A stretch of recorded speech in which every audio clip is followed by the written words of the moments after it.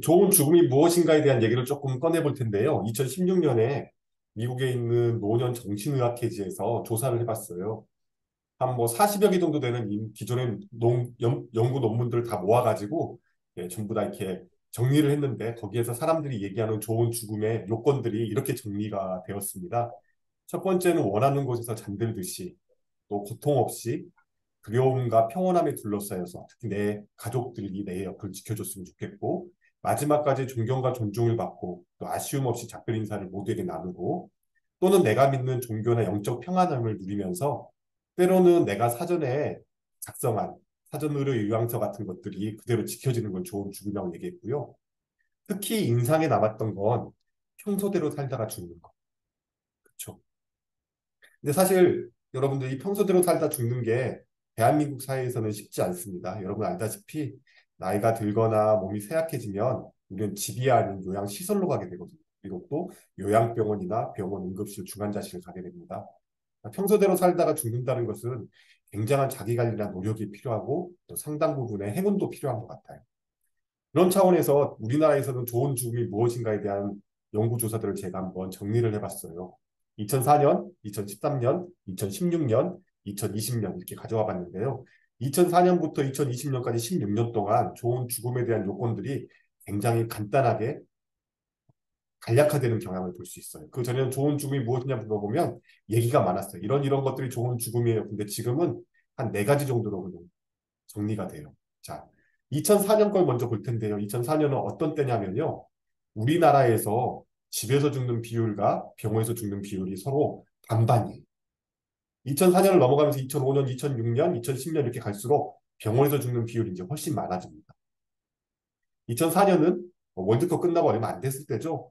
절반은 집에서 죽고 절반은 병원에서 죽었어요. 그 말은 뭐냐면 어르신 세대, 노인 세대들은 그러니까 50대, 60대, 70대들은 나는 집에서 죽는다고 생각했어요. 그렇지만 20, 30, 40대들은 아니야. 집은 아니고 병원에서 죽을 거야. 또는 우리 부모님은 병원으로 모실 거야. 이렇게 생각이 갈라지던 시대였어요. 어찌됐든 간에 이 조사는 노인들에게 물어봤습니다. 어르신들에게 좋은 죽음이 무엇이냐 물어봤더니 시대를 불문하고 첫 번째는 고통 없는 죽음이었어요. 다 공감하시죠? 그리고 나머지는 뭐냐면 2004년까지만 해도 내가 우리 집에서 어른으로서 내 역할과 내 위치를 마지막까지 지키는 게 좋은 죽음이었어요. 자녀들 다 건사시키고 결혼 보내고 그 다음에 다 독립시키고 그리고 내가 죽었을 때는 자녀들이 내 인종을 지켜야 돼. 난 집에서 죽을 거고 특히 죽기 전에 유서나 재산 상속이나 가족들에게 주변 정리를 다 깔끔하게 마무리 짓는 게 좋은 죽음이었어요. 특히 중요한 것 중에 하나가 뭐냐면 내 수명을 다 살고 죽는 거. 내 수명을 다 살고 죽을 때 내 자녀들이 나보다 먼저 죽으면 안 돼. 그게 좋은 죽음이라고 얘기를 했어요. 근데 이게 2013년, 2016년, 2020년 넘어오면서 사라지는 것들이 있어요. 좋은 죽음의 요건 중에. 그 중에 대표적인 게 뭐냐면 내 수명을 다 살다 죽는 거. 2020년에 좋은 죽음이 무엇이에요? 라고 노인들한테 물어보니까 오래 살고 싶다는 얘기를 아무도 하지 않아요. 16년 동안 시대가 바뀌어버렸어요. 오래 산다는 건 내 삶을 사는 게 아니라 병원에서 호흡기를 물고 있거나 콧줄을 달거나 그렇게 사는 게 오래 사는 거예요. 그러니 이제는 더 이상 어르신들이 오래 살고 싶다는 얘기를 하지 않아요. 특히 또 오래 살다 보면은 병원이나 시설에 가 있게 되죠. 그럼 가족들이 간병이나 또 치료비 부담이 커져요. 그래서 이전에 없이 새롭게 생긴 게 하나 있어요. 좋은 죽음의 요건 중에 가족이나 주변 사람들에게 부담을 주지 않는. 내가 민폐를 끼치면 안 돼. 자녀들에게. 결국에는 2004년부터 2016년, 16년 동안 좋은 죽음의 요건이 바뀐 가장 커다란 이유는 이제 죽음의 장소가 집이 아니라 병원이 되는 거예요. 그래서 오래 사는 것도 또는 간병이나 치료비 부담을 주는 것도 좋은 죽음을 위해서는 굉장히 피해야 될 요건이 되어버린 거죠. 결국에 한국 사회에서 좋은 죽음의 요건이 무엇이냐 물어보면 한 네 가지로 정리가 되는 것 같습니다. 첫 번째는 집에서 가족과 함께 마무리하는 것. 아무도 병원에서 호흡기 달고 죽는 걸 원치 않겠죠. 두 번째는 가족과 주변에게 부담을 주지 않는 것. 세 번째는 고통 없이 평온하게 죽는 거고, 네 번째는 행복하게 살다가 후회 없이 떠나는 거. 여러분들 다 공감하실 거예요. 근데 우리의 현실은 많이 다릅니다. 그 이유는 뭐냐면요. 여기 보면 그래프처럼 왼쪽에 옛날에는 2002년이에요. 2002년. 2002년만 하더라도 서울에 주택이 많았어요. 좀 근데 그렇죠. 2020년 되니까 오른쪽 아래 보는 것처럼 그 모든 주택들이 다 없어지고 이제 아파트 단지가 됐어요. 아파트 단지가 되었다는 이유는 말은 뭐냐면 이제는 집에서 임종을 치르거나 장례를 치르지 않는다는 거. 그러니 노쇠해지거나 죽음이 임박하면 다 어디로 가요? 병원으로 가죠. 병원 응급실로 갑니다. 응급실에서 편히 죽음을 맞이하도록 하겠어요? 아니요. 중환자실로 가죠. 그 가장 커다란 이유가 주거 환경이 바뀌어버렸어요. 이렇게 아파트 단지가 넓어지고 주거 환경이 바뀌면은 가족들이 모여 살까요? 옛날처럼? 아니요. 할아버지, 할머니, 손자까지 모여 사는 집은 없어요. 자녀들은 다 독립해서 다른 아파트로 가고요. 이제 아파트에 노인들 단 둘만 모여 살아요. 그러다 한 분이 돌아가시고 한 분만 남게 되면 요양시설로 모시거나 누군가가 한 분 눕게 되면 또다시 요양시설로 가게 됩니다. 그게 오늘 사회의 가장 커다란 변화가 됐어요. 1981년도에 신문기사에 이런 게 있더라고요. 이숙영 선생님이라고 정신문화연구원 원장이셨어요. 근데 이분이 이 바뀌는 세상에 적응을 못하는 거예요. 자녀들이 독립을 해서 아파트에 살고 있고 이분은 주택에서 살고 있나 봐요. 아들이 전화가 왔대요. 아버지도 아파트로 오세요. 그렇게 군식구 두고서는 나는 크게 화를 내었다. 옛날에는 부모가 병원에 중태가 빠지면 집으로 모셔다가 집에서 임종을 지켰는데 지금은 아파트에서 부모의 병이 중하면 병원 응급실에 데려가서 숨을 거두게 하고 냉장고인지 시체실인지에 넣었다가 병원 바로 옆에 있는 연결식장으로 해서 묘지를 보내는 게 아니냐. 1980년부터 우리나라가 바뀌면서 이분이 이걸 꾸짖어요. 야, 이게 어떻게 된 거냐? 너희들이 와서 마지막까지 부모를 돌보고 부모와 함께 해야지. 부모를 병원으로 보내서 병원에서 죽게 한다고 역정을 내시죠.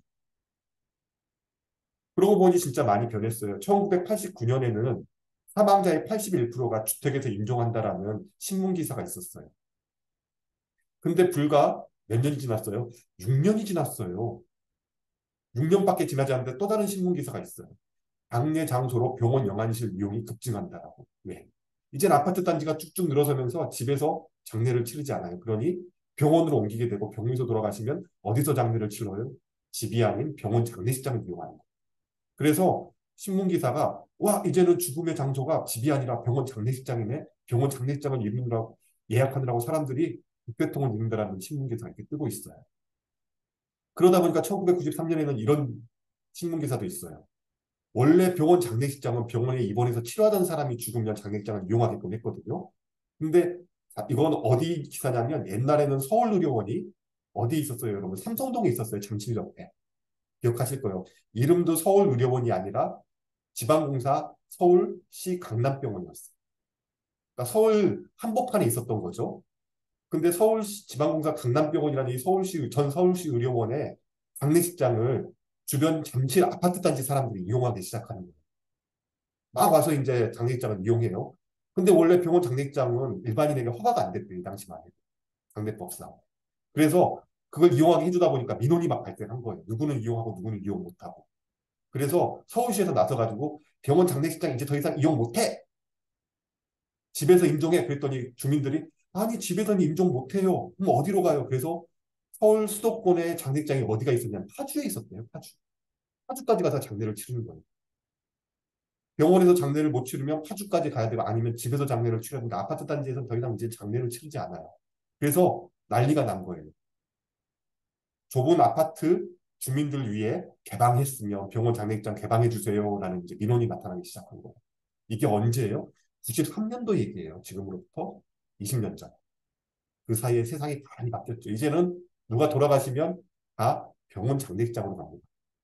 이 그래프 보시면 여러분 아시겠지만 1982년만 하더라도 우리나라 인구의 8% 정도만 병원에서 죽고 84%가 집에서 죽었어요.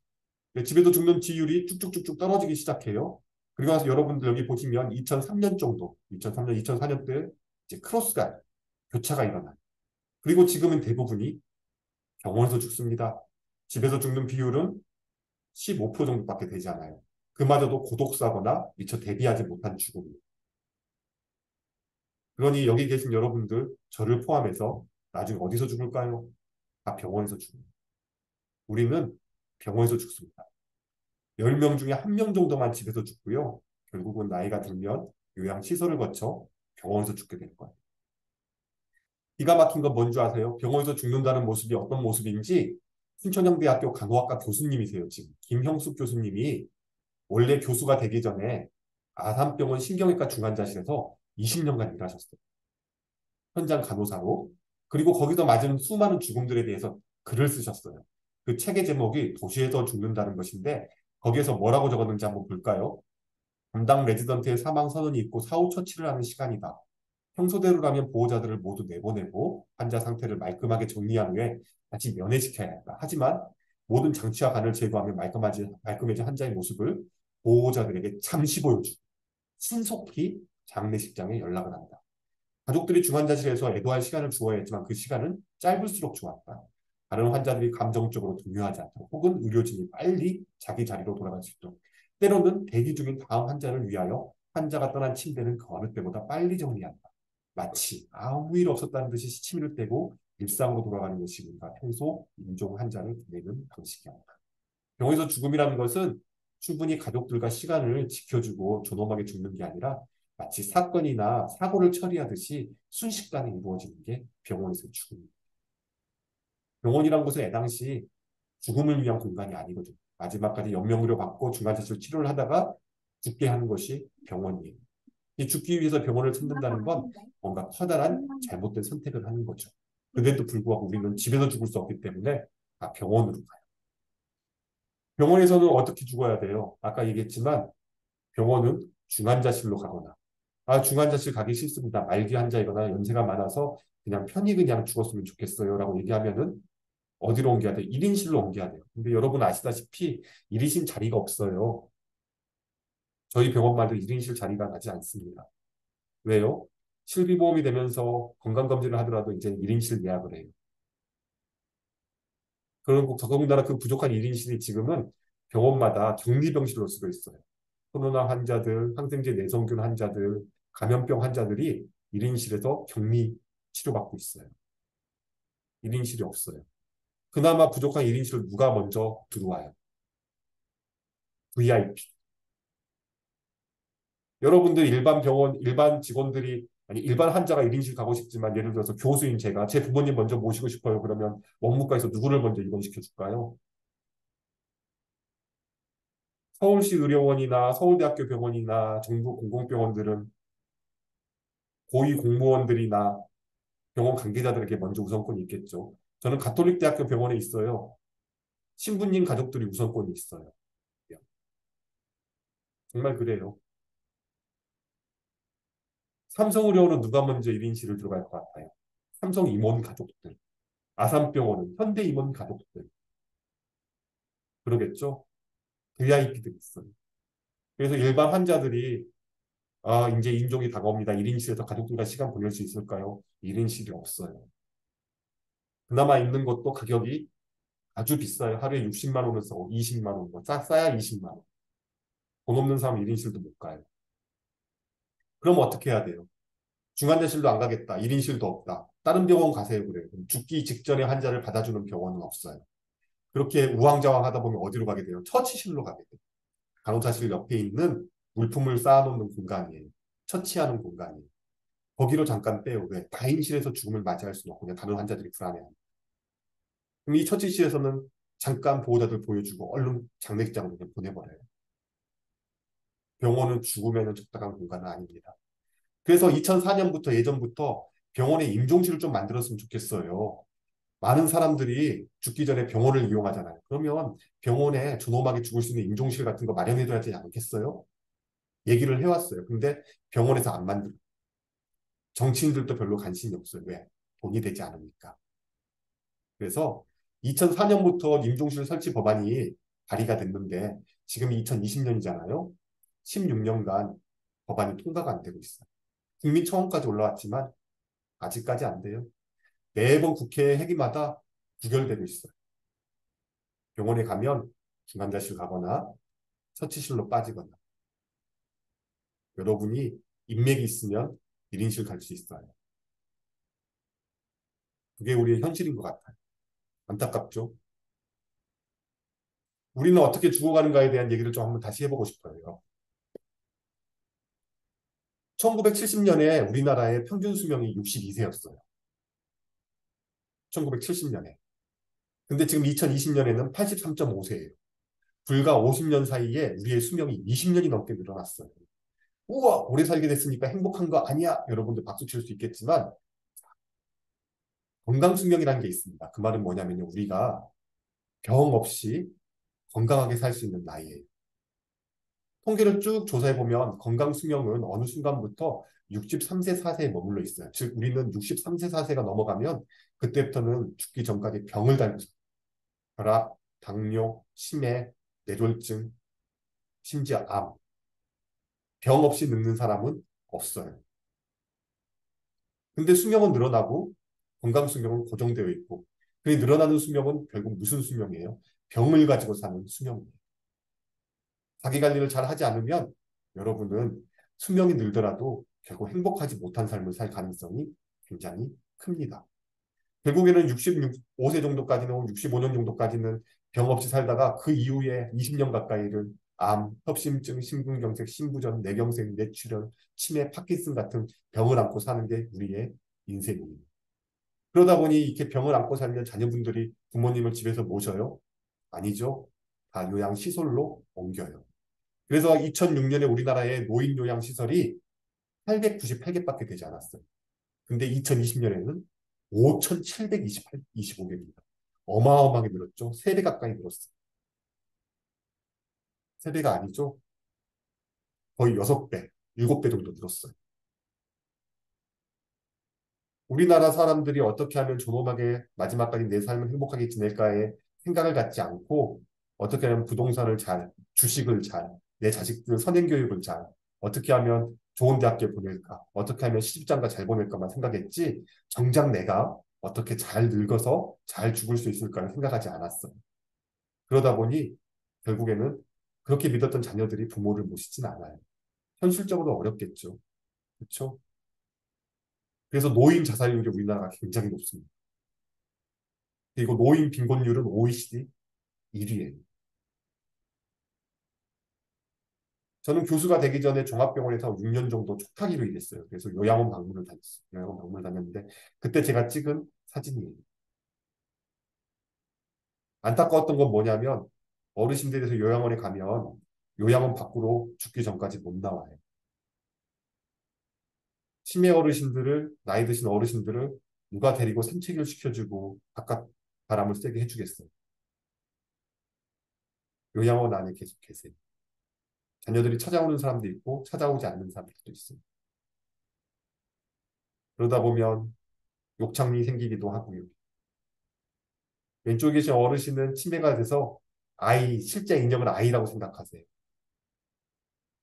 그렇게 하면서 삶을 마감하게 됩니다. 그나마 저건 나아요. 어떤 때는 밥을 먹지 못한다고 콧줄을 넣고요. 가래를 잘 뱉지 못한다고 목에 구멍을 내는 기관 절개를 하기도 하고요. 때로는 응급실을 통해서 중환자실로 옮겨지기도 해요. 이건 단지 우리나라만의 문제는 아니에요. 선진국들 공통으로 발견되는 현상이에요. 영국 같은 경우에도 사실은 이런 문제가 심각하죠. 왜냐하면 자녀들과 부모가 이제 떨어져 살기 시작해요. 그래서 노인이 되면 자녀가 돌보지 않게 되면 결국에는 요양기관으로 옮겨지게 됩니다. 요양기관에 옮겨지게 되면 거기서 점점 의식이 떨어지고 치매가 심해지고 기능이 떨어지고 식사도 잘 못하게 되고 때로는 선망이 생기기도 해요. 그러다 보면 침대에 묶이기도 하고요. 처음에는 화장실을 왔다 갔다 하다가 소변줄을 넣거나 기저귀를 차게 되기도 하고요. 내 손으로 밥을 떠먹다가 어느 순간 밥을 잘 못 삼키면 콧줄이 들어가고 인공급식을 하기도 해요. 그러다가 건강이 악화되거나 또는 면역이 떨어져서 감염이 발생하죠. 폐렴이 생기기도 하고 코로나에 걸리기도 하고 또 소변에 염증이 생겨서 요로감염이 생기기도 해서 열이 나기도 하고 그럼 요양원에서는 어디로 보내죠? 종합병원 응급실로 보내요. 가족들에게 전화하죠. 어머님이 갑자기 호흡을 잘 못하십니다. 열이 납니다. 의식이 떨어집니다. 지금 응급실로 보내겠습니다. 어디 어디 응급실로 오십시오. 응급실에 가면 노인 환자를 편안하게 연세가 많으시니 저희 병원을 1인실로 모셔서 1인실에서 가족들과 같이 시간을 보내고 마지막 임종을 준비하도록 하죠라고 하는 의사는 없어요. 왜? 죽음이 아니라 그냥 세균이 들어와서 감염을 일으킨 거니까 치료의 대상으로 가요. 그래서 항생제 쓰고 중환자실로 옮기죠. 때로는 인공호흡기를 달기도 합니다. 그러다 돌아가시는 분도 많아요. 반대로 얘기하면 그러다가 회복이 되셨어요. 항생제 쓰고 열도 떨어지고 의식도 돌아왔어요. 그렇지만 이전보다 더 좋은 상태일까요? 아니면 더 나쁜 상태일까요? 그렇죠? 그전에 식사를 스스로 하셨던 분도 이제는 식사를 못 하게 돼요. 그러면 의사들이 뭐라고 얘기해요? 콧줄을 넣으셔야 됩니다. 가래 못 뺐네요. 기관절개에서 목에 튜브 꽂아야 됩니다. 그리고 집으로 가나요? 아니요. 다시 요양시설로 가요. 이 뺑뺑이를 계속 돌다가 이중 어디선가에서 죽음을 맞이하게 돼요. 이 데이비드 제럿이라는 영국의 노년내과 의사거든요. 이 사람이 이걸 뭐라고 얘기했냐면 현대사회의 최빈도 죽음, 가장 흔한 죽음의 모습이라고 얘기를 해요. 우리의 삶을 우리가 어떻게 준비하지 않으면 정해진 이 컨베이어 벨트 같은 수레바퀴, 쳇바퀴에서 우리도 벗어나지 못할 것 같아요. 실제로 2019년에 건강심사평가원에서 조사를 해봤어요. 정부에서 조사를 해봤어요. 우리나라 중환자실 입원해 있는 사람들의 연령을 구분해 봤거든요. 그랬더니 56.1% 절반 이상이 70대 이상 노인이었어요. 아니 왜 노인들이 중환자실에 있어요? 물론 병에 걸려서 오겠죠. 다 폐렴으로 오고 감염으로 오고 막 그렇게 할 거예요. 뇌졸중, 중풍 여러 가지 오겠죠. 근데 이 노인분들이 그런 병이 생겼어도 내가 중환자실에서 호흡기 달고 죽기를 원했을까요? 그러진 않아요. 근데 병원으로 오면 다 살릴 수 있는 경우라고 생각하고 중환자실로 보내요. 그래서 우리나라 대학병원, 종합병원 모두 살펴보니 그 병원의 절반 이상이 70대 이상 노인이었어요. 그러다 보니 이런 경우도 생겨요. 이런 비참한 꼴 당하기 싫어요. 또는 가족을 간병하는 것도 힘들어요. 왜? 자녀들과 떨어져 살다 보니까 노인이 노인을 돌보는 경우가 많거든요. 그래서 간병살인이라는 게 일어나요. 지쳐서, 힘들어서, 더 비참한 걸 막기 위해서. 아서 클라이먼이라는 굉장히 유명한 의사예요. 하버드 대학교 정신과 의사거든요. 심지어 이분은 의료 인류학을 공부했어요. 의사이면서. 책도 여러 권 썼고요. 근데 불행하게도 아내가 60대에 조기 치매가 와버렸어요. 그래서 그날부터 치매 환자를 돌보는 보호자로 살게 됐어요. 이 정신과 의사가. 10년 동안 아내를 돌보고 아내는 연명의료를 받지 않고 10년 뒤에 삶을 마감했어요. 그 10년 동안 아내를 돌보면서 케어라는 돌봄이라는 책을 썼어요. 거기에 이렇게 얘기를 해요. 잔인한 사이클임을 알면서도 여기서 쉽게 벗어날 수 없는 이들에게 기다린다는 것은 그 마지막 순간까지 버틴다는 것은 시간을 잃어버린다는 것. 우리가 적응하고 일상을 꾸리고 미래를 준비할 수 있는 다른 모든 일을 해야 할 시간을 잃어버린다는 것을 의미했다. 즉 누군가가 누군가를 간병하고 돌보는 것은 그 사람만이 아니라 내 시간까지 다 없어져 버려요. 내 삶도 없어져. 우리는 그나마 연명의료를 피하기 위해서 연명의료 결정법이라는 법안을 2018년부터 시행하고 있어요. 그래서 내가 말기 환자가 되고 임종 과정에 빠졌을 때 연명을 거부하겠다고 미리 적을 수 있어요. 그래서 여러분들 사전의료 의향서를 미리 작성하신 분들도 있을 거예요. 그런데 여기에 커다란 함정이 있어요. 법에 뭐라고 되어 있냐면 이런 연명의료의 시행, 결정의 시행, 즉 연명의료를 제거하거나 중단할 수 있는 시기는 임종 가정 환자에게만 적용이 돼요. 임종 가정이란 건 뭐냐면 누가 봐도 내일 모레, 내일 아니면 모레 곧 숨이 멎을 것 같은 사람. 그걸 임종 가정이라고 했죠. 이미 죽을 것과 다른 없을 때만 연명의료를 중단할 수 있어요. 그러면 그 전까지는 연명의료를 받으셔야 돼요. 쉽게 설명을 들어볼까요? 내가 99세 노인이에요. 제가 인생을 살 만큼 살았어요. 아쉬움 없어요. 그래도 나름 건강관리를 잘해서 제가 정정하게 살았어요. 그러다가 어느 순간 뇌출혈이 와서 응급실에 실려갔어요. 의식은 없지만 심장은 아직까지 잘 뛰고 혈압도 괜찮아요. 그럼 임종 가정이 아니에요. 99세지만 뇌출혈이 생겼지만 임종 가정이 아니에요. 그러면 연명의료를 안 할 수 있냐고요? 아니요. 해야 돼요. 중환자실로 갑니다. 인공호흡기 답니다. 뇌압을 낮추는 여러 가지 약물들을 쓸 거예요. 그렇게 치료를 받다가 결국 회복하지 못하고 제가 몸의 반사도 사라지고 뇌 기능도 정지되고 이제 혈압도 떨어지기 시작하고 스스로 숨도 못 쉬어요. 물론 의식은 없겠죠. 그러면 의사 둘이 이제는 임종 가정입니다라고 판단을 해줘야 인공호흡기를 뗄 수 있어. 아니 그러면 내가 말기 환자예요. 암 환자야. 그럼 나는 연명을 안 받는 거 아니야? 아니요, 받아요. 여러분이 호스피스에 동의해도 호스피스 병동으로 가면 연명을 안 받을 수 있어요. 그렇지만 호스피스에 동의하지 않으면 일반 종합병원을 계속 다니시겠죠. 그러면 연명의료 대상입니다. 그리고 임종 과정에 들어섰을 때 연명의료가 중단되는 거예요. 실제 통계에서 우리나라 암 환자 중 호스피스를 이용하는 사람은 22%밖에 되지 않아요. 그러면 나머지 78%는 호스피스를 이용하지 않고 마지막까지 항암 치료를 중단하지 않고 받다가 중환자실 아니면은 대학병원 응급실에서 삶을 마감하세요. 그게 우리의 현실입니다. 존엄하게 죽길 원하지만 그 아무도 죽음을 미리 준비하는 사람은 없어요. 한 가지 더 얘기할까요? 연명의료 결정법 19조 2항에는 여러분이 죽기 전까지 마지막 순간까지 숨이 멎을 때까지 강제로 영양 공급을 시행하도록 명시하고 있어요. 의사로서의 제 경험을 보면 이 강제적인 영양 공급은 질질 끄는 죽음의 대표적인 원인이에요. 옛날 우리 어르신들은 적당한 때 복기를 끊으셨어요. 그리고 존엄하게 삶을 마감하셨어요. 그렇지만 병원으로 오면 내가 의식이 없는 상태에서 죽기 전까지 계속 혈관을 통해서 영양제가 들어가든 콧줄을 통해서 급식이 들어가든 인공 영양을 계속합니다.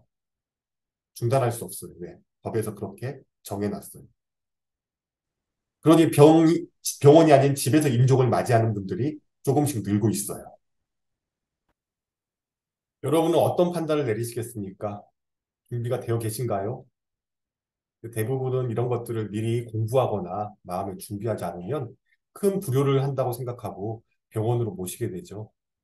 무의미한 영양치료를 하다가 감염이 생겨요. 결국엔 중환자실에서 연명치료 받다 돌아가시게 됩니다. 그런 경우를 너무 많이 봤거든요. 사실 우리나라에서는 아직까지 집에서 죽기 너무 힘든 게 의료적인 도움이나 지원이 있어야 되는데 병원이 아니면은 그런 지원을 받기 쉽지 않죠. 그나마 최근에 의사들이 집으로 방문하는 서비스들이 조금씩 생기고 있습니다. 그렇지만 여기에 지원하는 방문 진료를 하는 의사들의 숫자는 아직까지 굉장히 적어요. 사회적으로 준비를 해야 되는데 정부가 아직까지는 거기에 큰 관심을 두고 있지는 않은 것 같아요. 어찌됐든 간에 말기 환자나 고령의 환자들을 돌보는 가족들에게 정부나 또는 사회가 충분한 지원을 하느냐 물어봤을 때 95% 가까이가 그렇지 않다라고 얘기를 했어요. 만족한다는 사람은 5%밖에 되지 않았습니다. 가장 시급한 문제죠. 그러다 보니까 어떤 얘기가 갑자기 툭 튀어나왔냐면 나라에서도 도와주지 않고 현실은 비참하고 그러나 병원에서 영명을 받고 싶진 않고 그러니 내가 비참해지기 전에 의사가 자살 약물을 주면 그거 먹고 삶을 마감하고 싶어요라고 하는 의사 조력 자살에 대해서 전 국민의 80% 가까이가 찬성을 해버렸어요. 그렇지만 사실 이 법안은 일반 여러분들 우리에게 해당되지 않는 법입니다. 말기 암 환자 중에 마약성 진통제 여러 가지 치료에도 불구하고 통증이 가라앉지 않거나 어, 고통을 피할 수 없는 일부 환자에게 엄격한 윤리적인 평가 후에 이게 가능합니다. 이걸 시행하고 있는 해외에서는. 그러니 보통 일반인들에게 전혀 적용되지 않는 법이죠. 그럼에도 불구하고 우리나라에서는 높은 찬성이 이루는 건 그만큼 우리의 현실이 비참하다는 걸 반증하고 있습니다. 아까도 얘기했지만 우리 사회는 이제는 다 뿔뿔이 흩어져서 가족들이 모여서 장례를 치르고 함께 살던 시대는 없어요. 이제는 자기의 죽음은 자기 혼자 준비하고 받아들여야 하는 시대가 되었습니다. 그걸 죽음의 개별화라고 합니다. 그러다 보니까 혼자 죽는다는 것에 대해서 감히 계획을 세울 수가 없어요. 그러니 아예 죽음 자체를 부정해버립니다. 난 죽지 않아. 죽음은 나한테 찾아오지 않아. 그리고 어떻게 하면 더 젊어질지 거기에 모든 걸 매달립니다. 항노화 산업이 지금 어마어마하게 발전했죠. 나이가 들면 보톡스 맞고 주름 펴고 어떻게든 젊은 사람인 것처럼 행세를 하기 시작합니다. 그렇다고 해서 죽음이 안 다가오나요? 결국 죽음은 우리에게 옵니다. 그래서 살다가 결국에는 내가 마주하지 못하는 절벽에 다다르며 일찍 삶을 마감해버리는 자살률도 우리나라는 OECD 국가 중에 가장 높습니다. 지금은 또 가오만이라 학자는 이런 현대인의 죽음의 모습을 우리는 각자 존재하고 나는 홀로 소멸한다는 말로 표현합니다. 그러다 보니 나의 죽음도 감당하기 힘드니 다른 사람의 죽음에 대해서 우리가 애도하거나 마음 아파할 수 있을까요? 그렇지 않아요. 이웃의 죽음도 철저히 우리는 외면해버립니다. 그래서 우리 사회에서 죽음과 관련된 모든 것들 다 지워버리죠. 건물의 4층을 없애버리고 그리고 우리가 TV를 틀면 어떻게 하면은 이거 먹고 젊어지고 병이 안 걸리고 암에 안 걸린다 그런 것들만 나오지 어떻게 하면 잘 죽고 삶을 마감할 수 있는지에 대해서는 철저하게 다루지 않습니다. 그러다 보니까 우리는 막상 죽음이라는 것이 내 눈앞에 보이거나 현실로 다가오면 어떻게 할 줄을 몰라요. 우왕좌왕하죠. 그럼 어디로 가요? 병원으로 갑니다. 병원으로. 근데 병원에서는 잘 죽을 수 있는 환경과 지혜가 존재할까요? 저는 의사로 살면서 학생 때도 의사가 되고 나서도 한 번도 환자가 편안하게 잘 죽는 것에 대해서 배워본 적이 없어요. 어떻게 마지막까지 어떤 약물을 써서 환자의 삶을 하루라도 목숨을 연명시킬 수 있는지에 대해서 배워왔지 죽음을 허락하는 방법에 대해서 배운 적이 없습니다. 그런데 우리는 어떻게 할 줄 모르니까 결국에는 죽음마저도 병이라고 생각하고 병원으로 몰려들어요. 그 결과가 어떻게 되죠? 연명의료예요. 연명. 결국에는 모든 사람들이 병원에서 죽는 시대가 되었고요. 더 기가 막힌 건 뭔 줄 아세요? 여러분이 장례장 가서 장례를 치르기 위해서는 사망진단서가 필요해요. 아시죠? 사망진단서를 받지 않으면 여러분 장례를 치를 수 없고요. 사체를 함부로 처리할 수 없습니다. 근데 사망진단서에는 죽음의 종류가 딱 세 가지밖에 없어요. 뭐? 병사, 외인사, 기타 및 불상. 기타 및 불상이라는 건 사망 원인을 모른다는 거니까 사망 사건이에요. 이건 경찰이 와서 조사해야 돼요. 내인사는 뭔가요? 사고로 죽은 거예요. 사망 사고예요. 이것도. 그래서 경찰이 와서 부검을 하거나 아니면은 조사를 합니다. 오로지 경찰 조사와 부검을 받지 않을 수 있는 것은 병사밖에 없어요. 병사란 판정은 누가 내려요? 병원이 의사가 내려요. 집에서 죽고 싶어도 이 병사 판정을 위해서 병원으로 가게 돼요. 아니 집에서 편안하게 노안으로 죽었는데 그게 왜 병사가 아니야? 또 장례장이 뭘까? 사망진단서가 뭔가 문제가 많죠. 이걸 뭐라고 얘기하냐면요. 자연사의 도태라고 얘기해요. 도태라는 건 뭐냐면 태화돼서 없어져 버린 거. 마치 닭이 더 이상 날지를 못해도 날개가 작아지는 것처럼 우리 사회에선 집에서 죽는 사람이 없기 때문에 자연사란 말이 없어져 버렸어요. 이제는 자연사란 말은 병사란 말하고 같은 말이 돼버렸어요. 결국에는 우리가 잘 죽으려면은 병원이 바뀌던지 근데 병원이 바뀔 것 같지는 않아. 그렇죠? 그럼 우리가 용기를 내서 집에서 마지막까지 지낼 수 있는 방법을 찾아야 되는데 아까도 얘기했지만 혼자 집에서 마지막까지 지내기는 쉽지 않아요. 공동체, 사회, 이웃들의 도움이 필요해요. 암 환자들에게는 방문 진료, 그게 가정 호스피스죠. 가정 호스피스가 늘어나야 돼요. 암 환자가 아니더라도 치매 환자나 파킨슨 환자나 고령의 노인 환자들도 병원에 오지 않고 집에서 치료받거나 돌봄을 받을 수 있도록 방문 주치 사업이 확산돼야 돼요. 그것만 가지고 안 되겠죠. 왜? 치료와 돌봄은 별개예요. 그래서 누군가는 돌봐야 돼요. 누가 감당해야 돼요? 가족들이. 근데 가족들이 돌볼 수 없을 때는 누가? 공동체와 지역사회와 국가가. 중요한 건 또 지역사회 봉사자들이. 지역사회 봉사자들. 돌봐줘야 돼요. 그래야 우리가 병원에 와서 험한 꼴을 당하지 않을 수 있어요. 2008년에 96세로 세상을 떠난 김석기 용에 대한 얘기를 한번 나눠볼게요. 신문 중앙일보에 2014년에 실린 얘기인데요. 김홍은 눈길에 미끄러져 고관절이 부러졌다. 대수술 끝에 퇴원했지만 거동이 불편했다. 그러던 어느 날 아들과 인생 숙제가 얼추 끝났으면 의식적으로 죽음을 준비하고 맞아야 한다는 말을 나눴고 그날부터 식사량을 줄여나갔다. 이듬해 새봄이 올 무렵 목욕탕에 다녀온 뒤 음식을 끊고 물만 마셨다. 의식이 흐릿해지자 대학병원으로 옮겼지만 김홍은 링거를 못 걷게 하고 큰아들 집으로 가자고 했다. 안방에 누운 김홍 옆에서 아들 손자들이 옛 이야기를 듣고 있다. 김홍은 그만 가겠다면서 편하게 눈을 감았다. 당내 뒤 모인 자손들은 다시 통곡했다. 평소 그가 쓰던 책상 위에 가지런히 놓인 것들 때문이었다. 사망 신고 때 필요한 절차 메모지와 통장, 도장, 주민등록증, 금전 출납 그리고 주변 지인들과 얽힌 대수사가 상세히 기록돼 있었다. 달력에도 졸업한 날짜에 동그라미가 쳐져 있었다. 이분은 자기 스스로 인생을 졸업했다라고 생각을 했어요. 마지막까지 삶에 매달리다가 병원 중환자실에서 링거를 주렁주렁 달고 죽지 않고 내가 가장 익숙한 집에서 내 자녀들이 옛날 나와 함께했던 추억들을 들려주는 얘기를 들으면서 평온하게 눈을 감았어. 그 와중에 더 이상 나는 배고프지도 않고 음식에 대한 욕심도 없어. 자연스럽게 곡기를 끊으셨어. 지금 저는 호스피스 병동에서 일하고 있습니다. 80세 여자 환자분이 계세요. 어르신 치매가 있으세요. 제가 매일 가서 체진을 하는데도 제가 의사인 줄 몰라요. 물론 옆에서 간병하는 딸은 알아봅니다. 이분 곡기를 끊으셨어요. 아무것도 먹기가 싫대. 배고프지도 않으시대요. 폐암이 있으세요. 한쪽 폐가 망가졌어요. 반쪽 하나 남은 폐로 숨을 쉬고 계신데 암이 뇌에도 퍼졌고 뼈 여기저기도 퍼졌어요. 왼쪽 어깨뼈와 팔에도 암이 퍼져서 이게 저절로 뚝 부러져 버렸어요. 그래서 왼쪽 팔은 다 기부스하고 계세요. 수술도 못하죠. 음식을 먹지 않으니까 집에서 돌보다가 병원으로 모시고 오셨어요. 암 환자에서 호스피스 병동으로 들어왔지만 아까도 얘기했지만 연명의료 결정법에서는 죽기 전까지 영양 공급을 멈출 수 없다고 정해져 있어서 영양제가 들어가요. 어르신은 이대로 계속 잘 지내실 거예요.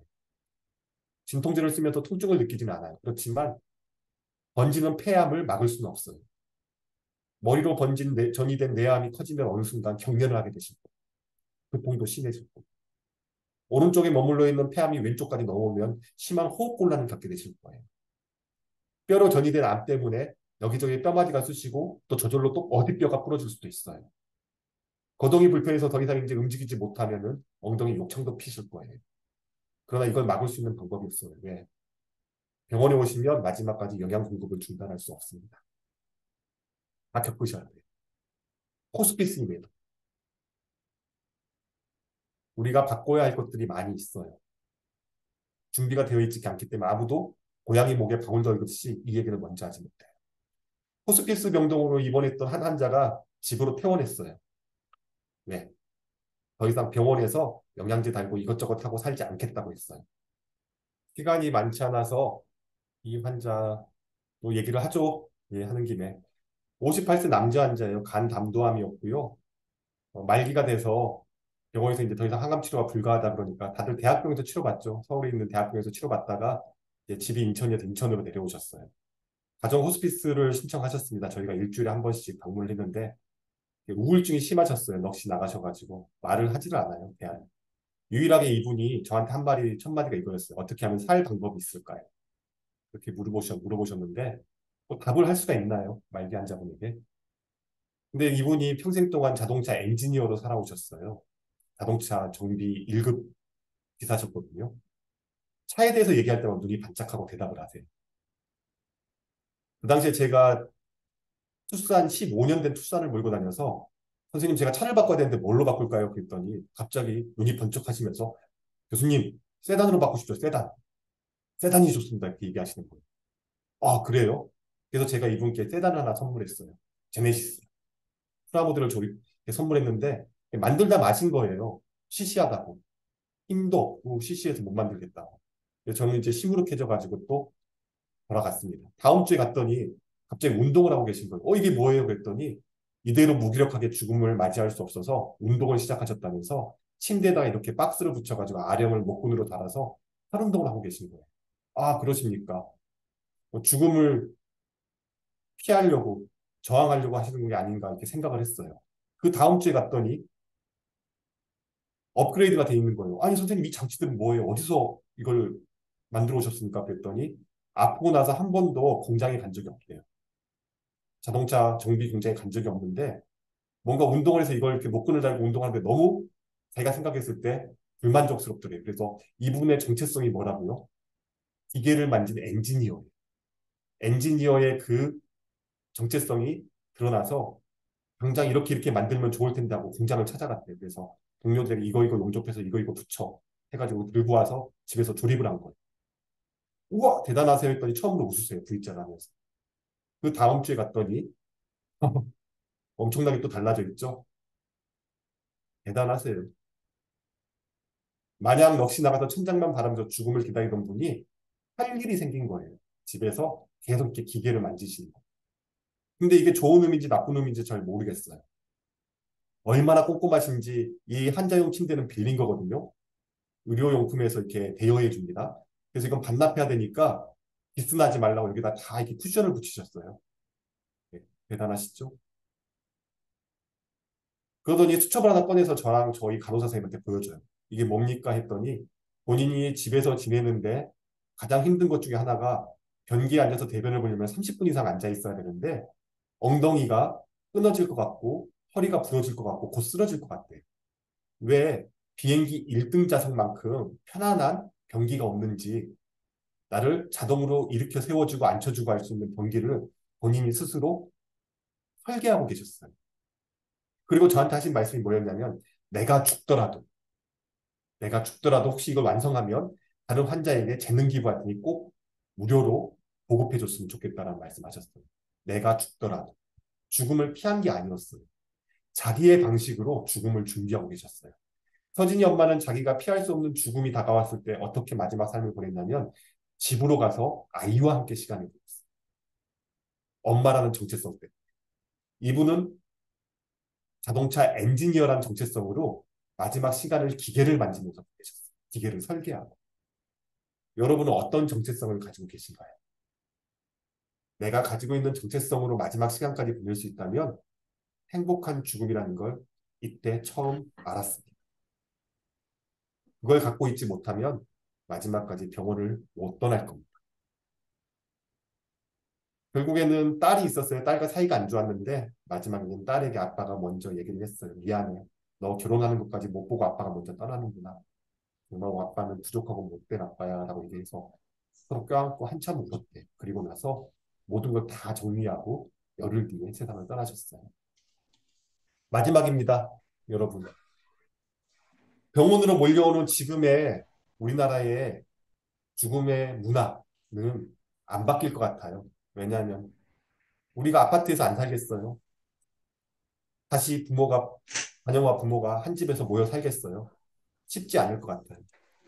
자기 자식 키우고 다들 허덕이느라고 부모를 돌보기 쉽지 않을 것 같아요. 결국에 나이가 들면 의존하는 삶을 살아야 되는데 요양시설로 가게 되고 병원에서 죽게 될 가능성이 높겠죠. 그걸 막으려면 정부가, 국가가 정책적으로, 제도적으로 집에서 도움을 받으면서 마지막까지 살 수 있도록 도와야 될 거예요. 그렇지만 쉽지 않을 것 같아요. 그것도. 정부가 나서지 않으면 우리가 나서야 돼요. 공동체가, 인간에서, 우리 주변에 도움이 필요한 분들에게 우리가 도움을 주고 저 역시 의사지만 진료실만 머물지 않고 방문을 열심히 나가고 있어요. 집에서 마지막 시간을 보낼 수 있도록 위로하고 격려하고 의학적으로 도우면서 병원에 와서 존엄한 죽음을 맞이한 사람은 거의 없습니다. 여러분 어떤 죽음을 준비하시겠습니까?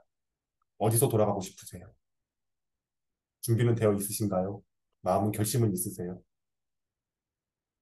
오늘부터 우리 다 같이 준비를 해야 될 것 같습니다. 친절한 죽음, 그 의미가 더 무겁게 다가오는 것 같습니다. 감사합니다.